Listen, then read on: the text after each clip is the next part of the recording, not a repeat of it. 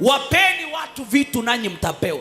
Hii ni wazi kabisa ya kwamba hata wewe ikiwa unapeana mabaya utapewa mabaya. Maana amesema kipimo cha kujaa na kusukwasukwa na kushindiliwa. Kwa hivyo ukitumia muda wako mwingi kuongea juu ya wengine, kuna watu watatumia muda wao mwingi kuongea juu yako mabaya.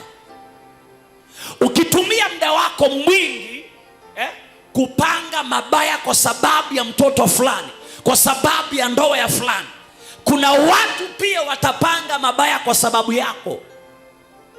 Hii ni wazi kabisa ya kwamba wakati unagharamika na maisha ya watu, inaweza kuwa wale unawatendea mema hawakutendei chochote kizuri, lakini Mungu atakulipa. Ataamuru watu wengine watafanya kama ulivyofanyia wengine.